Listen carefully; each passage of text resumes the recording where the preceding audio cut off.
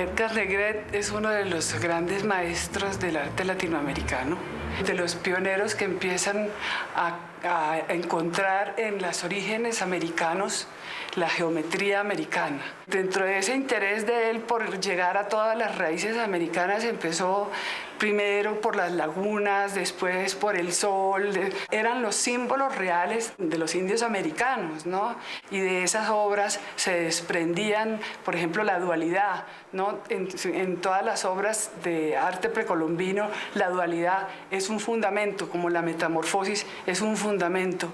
Entonces él agarraba todas esas relaciones y las armaba dentro de su geometría.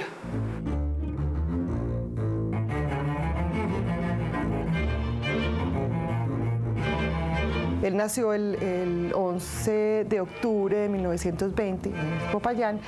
Fue el noveno de los hijos de Rafael Negret y María Dueñas. Pero resulta que, ¿por qué es solitario? Él es solitario porque, como era el menor, la diferencia de edades era muy grande. Pero entonces él jugaba solo, encontró en la parte de atrás de la casa había un huerto, entonces él se iba a ese huerto y ahí se imaginaba, tenía su mundo, dibujaba, se subía a los árboles, hacía todo eso dentro de su soledad y también siempre dibujaba, siempre estuvo con un papel y un lápiz. Él me decía incluso que él siempre se acuerda de estar con un papel y un lápiz desde que tenía 2 o 3 años, y cuando tenía 4 años el papá le decía: mi hijo va a ser artista y yo lo voy a mandar a estudiar a París. Negret llegó a París, fue 10 años después de haberse muerto el papá. En 1950, el papá se había muerto en 1940 cuando él estaba estudiando en la Escuela de Bellas Artes de Cali.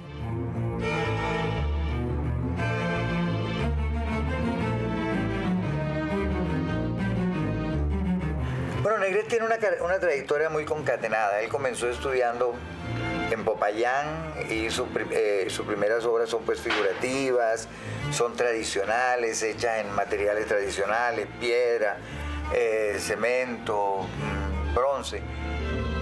Y el gran rompimiento ocurre cuando Negret llega a Nueva York.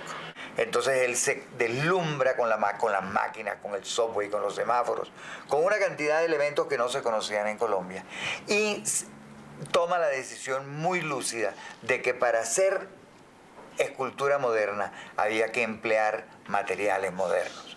Entonces empieza a usar el hierro y el aluminio, que son dos materiales industriales, reflejo de esta época. El aluminio era su elemento, el aluminio era como su argumento fundamental a través del cual él creaba sus maquetas. Primero las hacía en cartón y después las hacía en aluminio. Llegaba al taller, nos colocaba las maquetas en cartón, nosotros las pasamos al metal, a una lámina.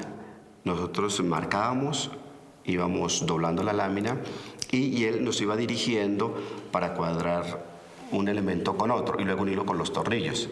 Ya al final, en algún momento, él se aislaba del taller, necesitaba quedarse solito para terminar y luego regresábamos nosotros a terminar la obra. La obra de Negret no le aportó solo al arte colombiano, sino al arte universal. Negret, por ejemplo, al haber descubierto el aluminio, un material liviano, inoxidable, flexible, pues le aporta como primera medida eso a la historia del arte. Él fue el primer artista en el mundo que trabajó el aluminio.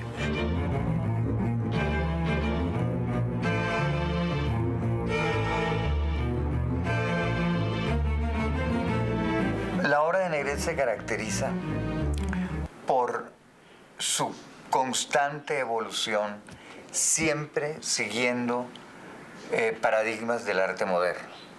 Negret fue rompiendo uno tras otro de esos paradigmas hasta llegar a construir una obra que es única en el mundo.